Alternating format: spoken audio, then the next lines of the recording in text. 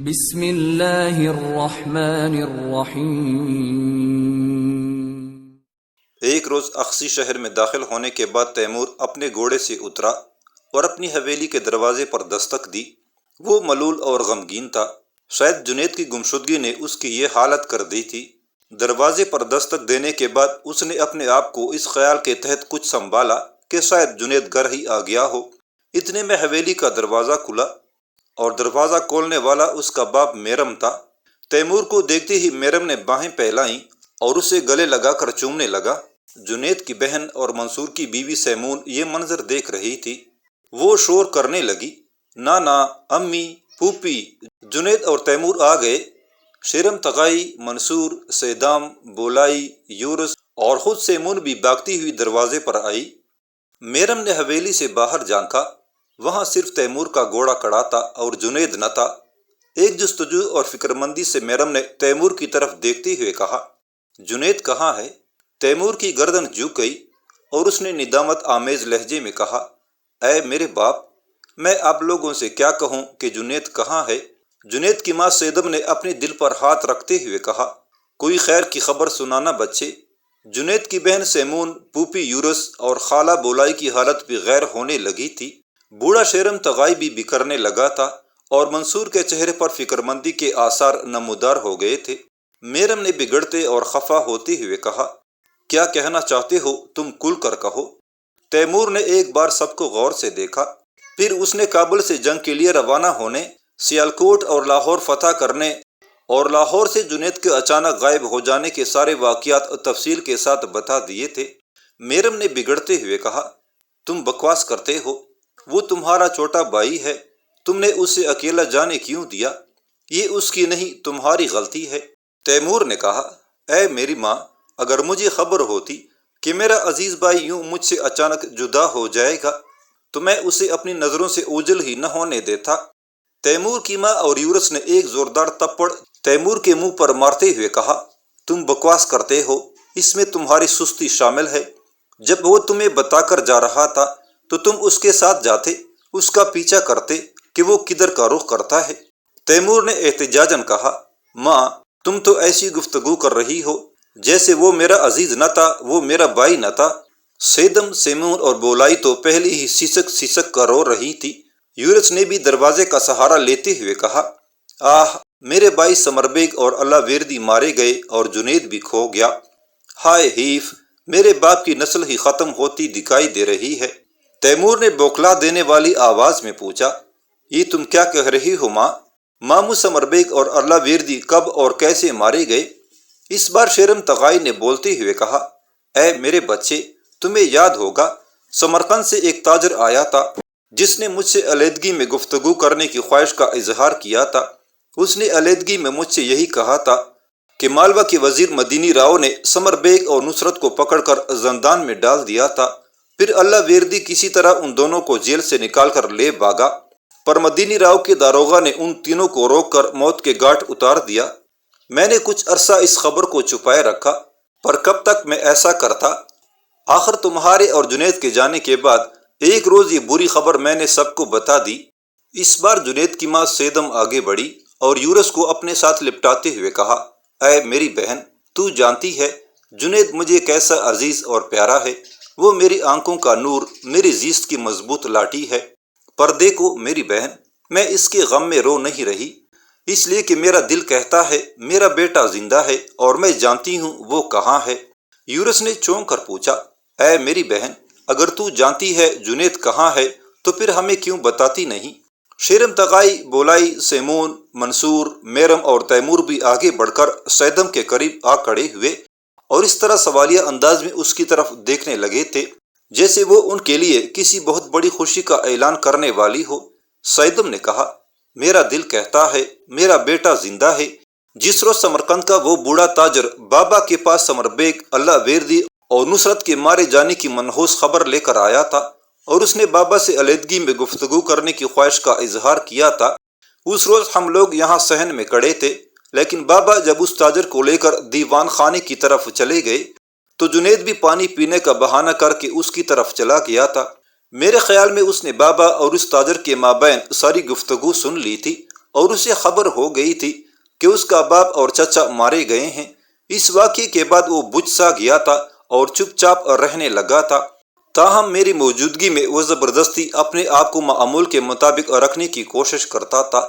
میں اس معاملے میں ضرور اس سے بات کرتی، پر اگلے روز بابر کے لشکر میں شامل ہونے کے لیے یہاں سے کوچ کر گیا اور میں اس کے چپ کی وجہ جان نہ سکی۔ جب بابا نے مجھے اس کے باپ اور چچا کی المناک موت کی خبر دی تو مجھے اپنے آپ سے معلوم ہو گیا کہ جنید اس دن ملول اور اداس کیوں تھا۔ اس نے اس روز باپ اور چچا کے مرنے کی اطلاع اسی تاجر سے سن لی تھی اور لاہور شہر میں تیمور سے جدا ہو کر وہ اپنے باپ اور چچا کا انتقام لینے کی خاطر یقیناً مالوا کی طرف چلا گیا ہوگا۔ سیدم ذرا رکی، پھر اس نے اپنے باپ شیرم تغائی کی طرف دیکھتے ہوئے کہا، اے میرے باپ، میرا دل کہتا ہے میرا بیٹا مدینی راؤ رام دیو سے اپنے باپ اور چچا کا انتقام لینے میں کامیاب رہے گا۔ اے میرے باپ، میں نے کسی سے تو نہیں، لیکن اس دوران میں اپنے بیٹے سے متعلق 2 خواب کثرت سے دیکھتی رہتی ہوں۔ ایک خواب میں وہ اپنے گھوڑے پر سوار ہواؤں میں اڑتا تھا اور میری طرف ہاتھ کر کے مسکراتا تھا۔ دوسرے خواب میں اپنی خون آلود تلوار فضا میں بلند کیے وہ میرے سامنے تھا اور اس کے چہرے پر کامیابی اور فوزمندی کے جذبات ہوا کرتے تھے۔ اے میرے باپ، پہلے خواب کی تعبیر میں یہ نکالتی ہوں کہ میرا بیٹا بابر کے لشکر میں ترقی کر کے ہراول کا نائب امیر ہو گیا اور اس کے لیے وہ میری طرف مسکرا کر دیکھتا تھا۔ دوسرے خواب کی تعبیر میں یہ نکالتی ہوں کہ میرا بیٹا مدینی راؤ اور رام دیو کو قتل کرنے کے بعد اپنی خون آلود تلوار فضا میں بلند کر کے میری طرف دیکھتا تھا۔ اے میرے باپ، میرا بیٹا زندہ ہے اور عنقریب وہ مدینی راؤ اور رام دیو کو قتل کرنے کی خبر لے کر ہمارے پاس آئے گا۔ میرم نے شیرم تغائی کو مخاطب کرتے ہوئے کہا، بابا، میں آج ہی جنید کی تلاش میں روانہ ہو جاؤں گا۔ میں جب تک اسے گھر نہ دیکھ لوں مجھے اطمینان نہ ہوگا۔ شیرم تغائی کے بولنے سے قبل ہی تیمور نے کہا، بابر قندھار پر قبضہ کرنے کے بعد اپنے لشکر کے ساتھ پھر ہندوستان کا رخ کرے گا۔ میں اس کے ساتھ جاؤں گا اور بابر سے مسلح جوانوں کا ایک دستہ حاصل کر کے وہاں اپنے بھائی کو تلاش کروں گا۔ اس بار منصور نے بولتے ہوئے کہا، میں بھی تیمور کے ساتھ روانہ ہوں گا اور ہم دونوں بھائی مل کر جنید کو تلاش کریں گے۔ جنید کے مل جانے پر یہ دونوں تو بابر کے لشکر میں ہی رہ جائیں گے، جبکہ میں گھر آ کر اس کے بخیریت ہونے کی خوشخبری دوں گا۔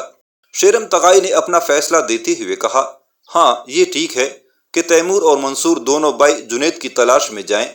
میرم، تم میرے پاس رہو، مجھے تمہاری یہاں ضرورت رہے گی۔ شاید ان دونوں کو ہندوستان جانے کی ضرورت بھی نہ پڑے، اور جب یہ بابر کے پاس کابل جائیں تو جنید اپنے لشکر میں واپس آ چکا ہو۔ تیمور نے فوراً شیرم تغائی کی تائید کرتے ہوئے کہا، دادا ٹھیک کہتے ہیں، بابا کو جنید کی تلاش میں جانے کی ضرورت نہیں ہے۔ میں اور منصور بھائی جائیں گے اور انشاءاللہ بہت جلد اپنے گھر کے لیے خوشخبری لائیں گے۔ اس کے بعد وہ سب تیمور کو حویلی کے اندر لے گئے۔ دوسرے روز تیمور اور منصور کابل کی طرف کوچ کر گئے تھے۔ جس روز منصور اور تیمور کابل شہر کے پاس آئے تو انہوں نے دیکھا بابر کا لشکر قندھار پر حملہ آور ہونے کے لیے کابل شہر سے باہر کوچ کے لیے تیار تھا۔ دونوں بھائی جب اس حصے میں آئے جس میں امیر قلی کا توپ خانہ تھا تو انہوں نے دیکھا امیر علی قلی خان ادھر ادھر بھاگتے ہوئے اپنے چھوٹے کمانداروں کو ہدایات دے رہا تھا، جبکہ دائیں طرف سے بابر اور اس کا بیٹا ہمایوں بھی اپنے محافظ دستوں کے ساتھ علی قلی خان کی طرف آ رہے تھے۔ منصور اور تیمور کے وہاں پہنچنے سے قبل ہی بابر اور ہمایوں علی قلی کے پاس جا کر کسی موضوع پر گفتگو کرنے لگے تھے۔ ان دونوں کے قریب جا کر تیمور نے اپنے گھوڑے سے اترتے ہوئے منصور سے کہا، اے میرے بھائی، وہ سامنے جو 3 شخص کھڑے ہیں ان میں دائیں طرف والے بابر اور اس کا بیٹا ہمایوں ہیں اور بائیں طرف والے توپ خانے کے امیر علی قلی ہیں۔ ان کے قریب جا کر تیمور اور منصور نے ان تینوں سے مصافحہ کیا۔ پھر تیمور نے کہا، یہ میرے بڑے بھائی منصور ہیں۔ علی قلی نے پوچھا، کیا یہ بھی لشکر میں شامل ہوگا؟ تیمور نے کہا، نہیں، یہ میرے ساتھ جنید کو تلاش کرنے آئے ہیں۔ ہمارے گھر والے اس سے متعلق سخت فکر مند ہیں۔ پھر تیمور نے مختصراً اپنے ماموں سمر بیگ اور اللہ ویردی کے حالات اور جنید کے قاتلوں سے انتقام لینے کے خدشات کا اظہار بابر، ہمایوں اور علی قلی سے کر دیا۔ بابر نے تعصب کرتے ہوئے کہا، کاش یہ حالات تم نے مجھے پہلے کہے ہوتے تو میں لاہور ہی سے اپنے چند دستے جنید کی تلاش میں روانہ کر دیتا۔ بہرحال اس وقت ہم قندھار کی طرف کوچ کر رہے ہیں۔ وہاں سے واپسی پر میں اپنے لشکر کے ساتھ پھر ہندوستان کا رخ کروں گا اور وہاں جنید کو تلاش کرانے کی کوشش کروں گا۔ وہ میرے ہراول کا نائب امیر ہے اور لشکر میں مجھے اس کی سخت ضرورت ہے۔ تم دونوں بھائی علی کلی کے ساتھ ہی کام کرو۔ بابر اور ہمایوں آگے بڑھ گئے۔ علی کلی نے منصور اور تیمور کو اپنے ساتھ لے لیا۔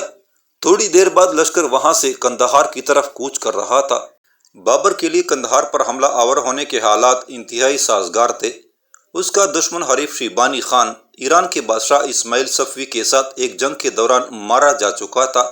بابر اسماعیل صفوی کی بے پناہ قوت سے بھی خوفزدہ تھا، لیکن قدرت نے اس کا خوب انتظام کیا۔ اسماعیل صفوی نے اس قدر قوت جمع کر لی تھی کہ وہ اپنے ہمسایہ حکمرانوں کے حالات میں دخل اندازی کرنے لگا تھا۔ آخر قدرت نے اسے اس کی سزا دی اور ترکے کے سلطان اور عثمانی ترکوں کے فرزند عظیم سلطان سلیم سے اسماعیل صفوی کی جنگ چھڑ گئی۔ چلدران کے مقام پر سلطان سلیم نے اسماعیل صفوی کو ایسی ہولناک شکست دی کہ اسماعیل صفوی اپنی ساری چوکڑیاں اور منصوبے بھول گیا اور وہ اپنی سرحدوں کے اندر محدود ہو گیا اور آئندہ کسی کو پریشان کرنے کی جرأت نہ کر سکا۔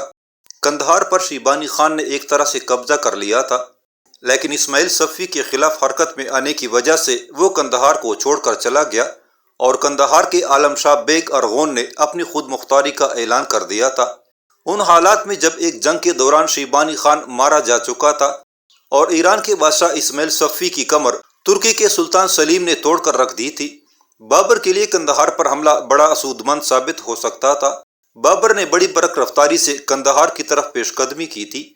حاکم قندھار عالم شاہ بیگ ارغون کو بھی بابر کے حملہ آور ہونے کی اطلاع ہو گئی تھی، لہٰذا وہ اپنے لشکر کے ساتھ مقابلہ کرنے کے لیے شہر سے باہر نکل کر صف آراہ ہو گیا تھا۔ وہاں پہنچنے کے بعد بابر نے پڑاؤ کیا۔ لشکر کے ہراول، قلب، میمنہ، میسرہ اور توپ خانہ 5 حصوں میں تقسیم کر کے اپنی صفیں درست کی۔ جنگ میں حصہ لینے کے لیے اس نے ہراول، قلب، میمنہ اور میسرہ تیار کیا۔ توپ خانے کو علی کلی کی کمانداری میں اس نے ایک محفوظ حصے سے علیحدہ رکھا۔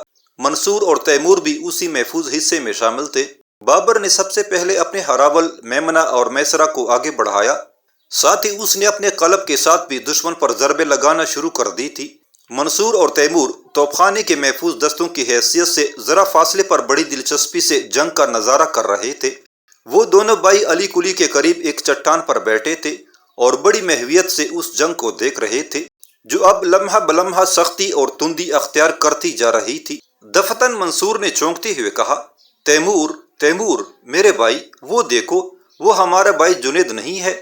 منصور نے ہاتھ سے ایک طرف اشارہ کرتے ہوئے کہا۔ تیمور نے اس سمت غور سے دیکھا، پھر ایک طرح سے بے پناہ خوشی میں چلاتے ہوئے کہا، ہاں بخدا وہ ہمارا بھائی جنید ہے۔ قریب بیٹھے علی کلی نے حیرت زدہ لہجے میں پوچھا، کیا یہ اچانک آیا؟ کہاں سے آیا؟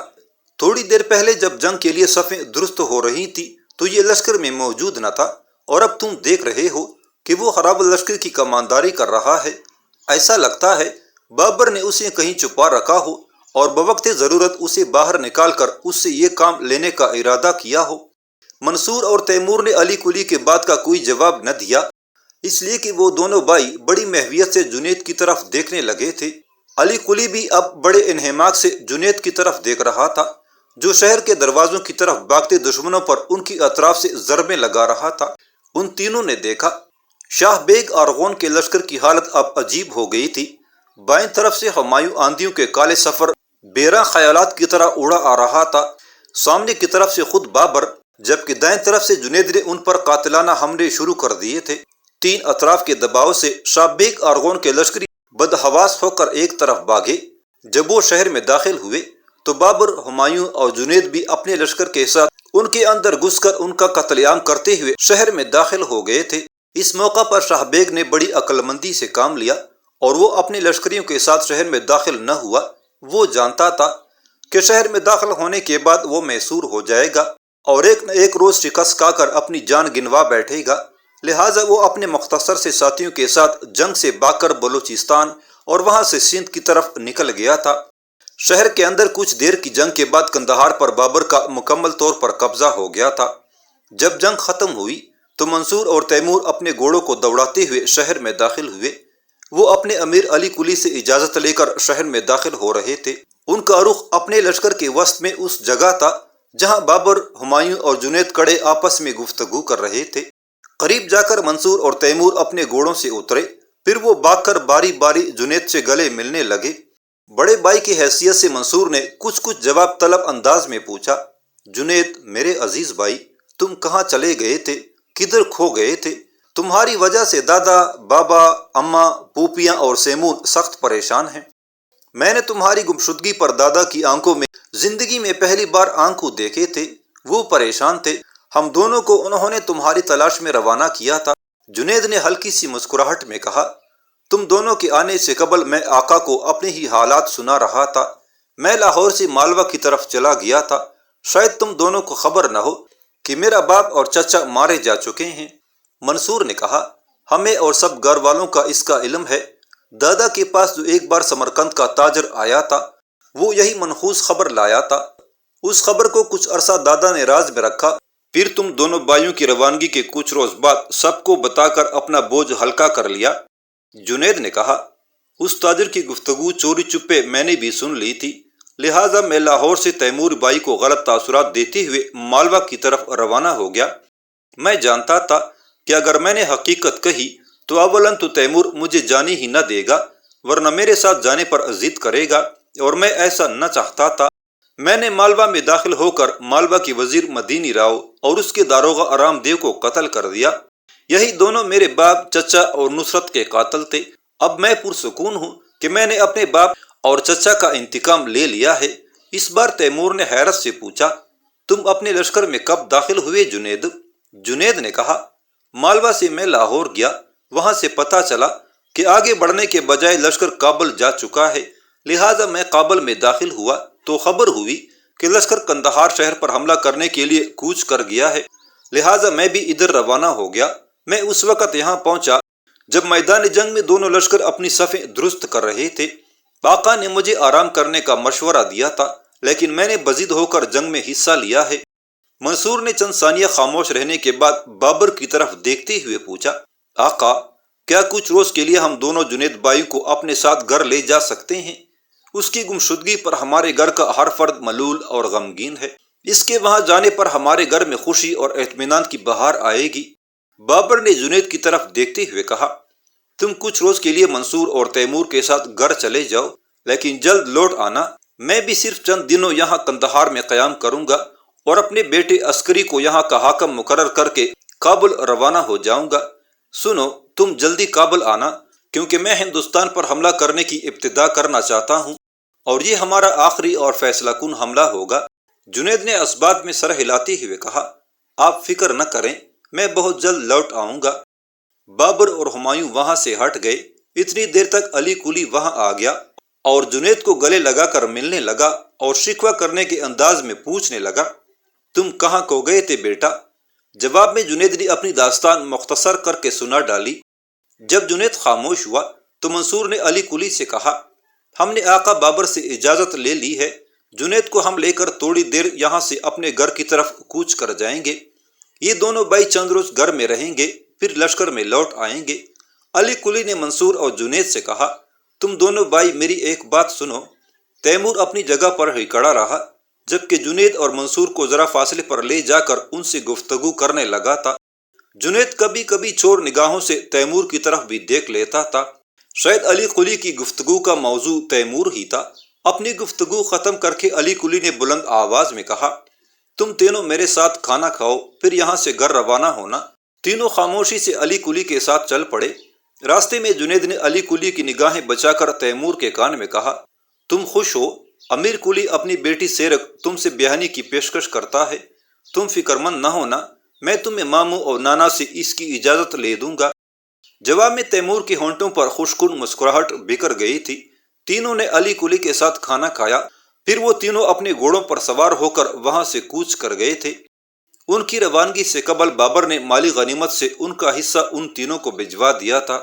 جنید، منصور اور تیمور ایشیا کی ان گمنام کوہستانی وادیوں میں سفر کر رہے تھے جن کے اندر ندی نالوں کی نیلی نیلی گزرگاہیں تھی۔ اقصی شہر کی طرف جاتے ہوئے وہ انہی پہاڑوں سے گزر رہے تھے جو زمانہ قدیم میں غارت گر اقوام کا ماضی بنی رہی تھی، اور وہ بہتر پناہ گاہوں اور مرغزاروں کی تلاش میں قدرت کی سی باقاعدگی سے اپنے پلٹ جانے والے خیموں اور چمڑوں کے سینہ بندوں کے ساتھ شمال کی بھیانک سرزمینوں سے نکل کر جنوب کی ان وادیوں کا رخ کرتی رہی تھی۔ یہی وہ وادیاں تھیں جن کے شمال میں لوار، بلغار، ہند، سیتین، آرین، ترک، منگول اور دیگر غارتگر اقوام نے خروج کیا، اور اپنی بولی بسری یادوں کے ساتھ انہوں نے بیرونی تہذیبوں کے اندر ایک طغیانی اور قہر کا طوفان کھڑا کر رہا تھا۔ یہی وہ راستے تھے جن پر قدیم فاتح قوانین و سلطان بڑے بڑے یورت والی صحرائی خیمہ نشین اقوام کے ساتھ شمال سے جنوب اور جنوب سے شمال کی طرف دھندلے جزیروں اور زمین کے زرخیز ٹکڑوں کی تلاش میں آوارہ گرد نجومیوں کی طرح سفر کرتے رہے، اور اب بھی ان علاقوں میں ان نیم تاریک صحرائی اقوام کے نشانات زندہ تھے۔ اب بھی دریائے یورال سے لے کر آرتیش تک کا نیم صحرائی علاقہ جو چنگیز خان کے بڑے بیٹے جوچی کی ملکیت تھا، اس پر ازبک نام سے اس کے وارث قابض تھے، جبکہ وسطی ایشیا کے کلب جو سطح مرتفع تبت کے اوپر واقع ہے، وہاں اب بھی چنگیز خان کے بڑے بیٹے چغتائی کی اولاد آباد تھی، اور مسلمان ہو کر وہ اپنے اندر بڑی تیزی سے تبدیلیاں کر رہے تھے۔ ان دونوں اقوام کے درمیان قدیم بت پرست قرغیز اور جنگلی قزاق قبائل آباد تھے، جو اب قدیم تہذیب کا لبادہ اتار کر نئی روشنی کی طرف آ رہے تھے۔ قدیم خانہ بدوش قبائل اپنی چرمی چولداریاں اپنے گدوں اور خچروں پر لادے نقریاں اور دفیں بجاتے ہوئے بڑی تیزی سے شمال کے برفستانوں کو الوداع کہتے ہوئے جنوب کی طرف جا رہے تھے۔ انہی علاقوں اور سرزمینوں میں سفر کرتے ہوئے ایک روز جنید، منصور اور تیمور اقصی شہر میں داخل ہوئے اور اپنی حویلی کے دروازے پر دستک دی۔ میرم نے جب حویلی کا دروازہ کھولا اور منصور اور تیمور کے ساتھ اس نے جنید کو کھڑے دیکھا تو وہ بھاگ کر باہر نکلا اور جنید کو اپنے ساتھ لپٹا کر پیار کرنے لگا۔ پھر علیحدہ ہو کر وہ زور زور سے شور کرنے لگا، بابا، سیدم، یورس، بولائی، سیمون، باہر آؤ، دیکھو کون آیا ہے، میرا بیٹا آیا ہے، جنید آیا ہے۔ سب سے پہلے بوڑھا شیرم تغائی اس تیزی سے باہر آیا کہ اس کے امامے کے پیش بھاگنے سے ڈھیلے ہو گئے تھے۔ اس کے پیچھے پیچھے سیدم، یورس، بولائی اور سیمون بھی بھاگ رہی تھی۔ شیرم تغائی نے آگے بڑھ کر جنید کو اپنے ساتھ لپٹا لیا، پھر وہ بری طرح اس کا منہ، گال، آنکھیں، ناک اور پیشانی چوم رہا تھا۔ شیرم تغائی کے بعد سیدم، یورس، بولائی اور سیمون جنید کو گلے لگا کر پیار کر رہی تھی۔ اس دوران تیمور نے تینوں گھوڑوں کو استبل میں باندھ دیا تھا۔ سیدم پیار سے جنید کی طرف دیکھتے ہوئے کچھ کہنے والی تھی کہ شیرم تغائی نے جنید کو اپنے ساتھ لپٹاتے ہوئے کہا، سیدم، سیدم میری بیٹی، یہاں جنید سے کچھ مت کہنا، پہلے سب دیوان خانے میں چل کر بیٹھتے ہیں، پھر جنید کے احوال اس سے سنتے ہیں۔ حویلی کا دروازہ بند کر کے سب دیوان خانے میں جا بیٹھے تھے۔ شیرم تغائی نے جنید کو اپنے ساتھ بٹھا لیا تھا، پھر پیار سے اس نے اپنا بازو جنید کی کمر کے گرد ڈالتے ہوئے کہا، اتنے دن میرا بیٹا کہاں رہا؟ تم نے یہ بھی نہ سوچا بیٹا، نانا پریشان ہوگا، ماں، پھوپھی، خالہ اور بہن تیری جدائی پر رو رہی ہوں گی، ماموں میرم غمگین اور بھائی تیرے لیے بے چین ہوں گے۔ جنید نے کہا، نانا، میں نے اس تاجر سے سارے حالات سن لیے تھے جس نے علیحدگی میں آپ کو میرے باپ اور چچا کے قتل کی اطلاع دی تھی۔ میں مدینی راؤ اور رام دیو سے انتقام لینے کی خاطر لاہور میں تیمور سے علیحدہ ہو گیا تھا۔ نانا، میں نے مدینی راؤ اور رام دیو دونوں کی گردنیں کاٹ دی ہیں۔ سیدم نے اٹھ کر جنید کی پیشانی چومتے ہوئے کہا، خدا کی قسم مجھے اپنے بیٹے سے ایسی ہی امید تھی، پر بیٹے میں تیری ماں ہوں، وہاں جانے کے لیے تو نے کم از کم مجھے تو اعتماد میں لیا ہوتا کہ ہم لوگ تیرے فراق میں یوں پریشان نہ ہوتے۔ شیرم تغائی نے کہا، مجھے اپنے پورے حالات تفصیل سے سناؤ بیٹا۔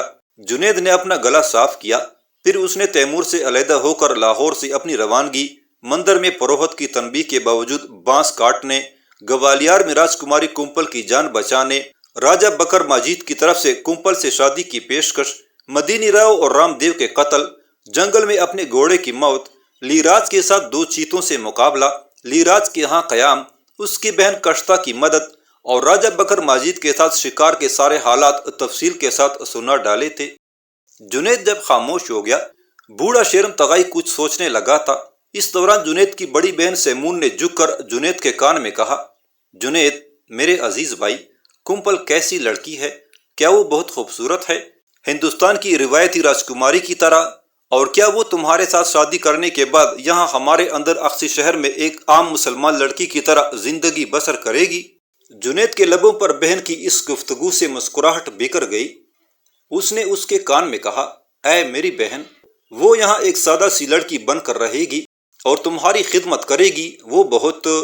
جنید خاموش ہو گیا اور سیمون کے کان سے اپنا منہ ہٹا لیا، کیونکہ شیرم تغائی نے اسے مخاطب کرتے ہوئے پوچھا، جنید میرے بیٹے، ہماری طرف سے تمہیں اجازت ہے، تم جب اور جس وقت چاہو اس راجکماری سے شادی کر سکتے ہو۔ اس گھر کے کسی فرد کو اعتراض نہ ہوگا، اس لیے کہ ہم نے ابھی تک تمہاری اور تیمور کی شادی کا کہیں سلسلہ شروع نہیں کیا۔ لیکن ایک خیال رکھنا بیٹے، ہو سکتا ہے وہ شودر لڑکی کشتہ بھی تمہاری ہمدردیوں اور چاہت کی طلبگار ہو۔ اگر تم کبھی محسوس کرو کہ اس کا جھکاؤ، اس کا میلان تمہاری طرف ہے، تو اس غریب لڑکی کا دل نہ توڑنا۔ ایسی صورت میں تمہیں اجازت ہوگی، تم دونوں سے شادی کر سکتے ہو۔ جنید نے بات کا رخ موڑتے ہوئے تیمور کی طرف دیکھتے ہوئے پوچھا، تیمور بھائی، میرے گھوڑے کی خرجینیں کہاں ہے؟ تیمور نے اپنے قریب ہی رکھی 2 چرمی خرجینیں اٹھا کر جنید کے سامنے رکھتے ہوئے کہا، یہ رہی دونوں خرجینیں، میں تمہارے گھوڑے کی زین سے اتار لایا تھا۔ جنید نے ایک خرجین سے نقدی کی 2 تیلیاں نکال کر اپنے نانا شیرم تغائی کی گود میں رکھتے ہوئے کہا، نانا، یہ وہ سنہری سکے ہیں جو جنگ کے دوران مالی غنیمت سے میرے حصے میں آئے ہیں۔ تیمور اور منصور نے بھی اپنی نقدی کی تیلیاں نکال کر شیرم تغائی کی گود میں رکھ دی تھیں۔ جنید نے اپنی دوسری چرمی خرجین نکالتے ہوئے کہا، کومپل اور اس کی ماں نے ہم سب کے لیے کچھ تحائف بھی روانہ کیے ہیں۔ پھر جنید نے خرجین کے اندر کپڑوں کا ایک جوڑا نکال کر شیرم تغائی کو تماتے ہوئے کہا، نانا، یہ آپ کے لیے ہے۔ اس کے بعد اس نے میرم، منصور، تیمور، سیدم، یورس، بولائی اور سیمون کو بھی ان کے کپڑے دیے اور اپنے کپڑے جو سب سے قیمتی تھے نکال کر ایک طرف رکھ دیے۔ پھر اسی خرجین سے اس نے جواہرات جڑے ہوئے سونے کے کنگن نکال کر سیدم، یورس اور بولائی کو دیے۔ اس بار منصور نے شیرم تغائی کی طرف دیکھتے ہوئے کہا، دادا، بابر کے لشکر میں علی کلی نام کا ایک امیر توپ خانہ ہے، اس کی ایک بیٹی ہے جس کا نام سیرک ہے، وہ بہت حسین اور نیک ہے۔ علی کلی اپنی اس بیٹی کا رشتہ تیمور کو دینے کا خواہش مند ہے۔ اس نے اس بارے میں مجھ سے اور جنید سے بات کی تھی۔ میں نے اس سے کہا کہ میں اپنے بابا اور دادا سے بات کروں گا۔ شیرم تغائی نے سوالیہ انداز میں میرم کی طرف دیکھا اور جواب میں میرم نے عاجزی سے باپ کے سامنے اپنی نگاہیں جھکا دیں۔ شیرم تغائی نے اپنا فیصلہ دیتے ہوئے کہا، تیمور میرے بیٹے، تمہیں علی کلی کی بیٹی سیرک سے شادی کرنے کی اجازت ہے۔ تیمور کے چہرے پر سکون سا بکھر گیا تھا۔ پھر وہ کھانا آنے تک اپنے گھریلو معاملات پر گفتگو کرتے رہے تھے۔ جنید اور تیمور نے اس طرح ایک ہفتہ گھر میں قیام کیا، پھر وہ اپنے لشکر کی طرف کوچ کر گئے تھے۔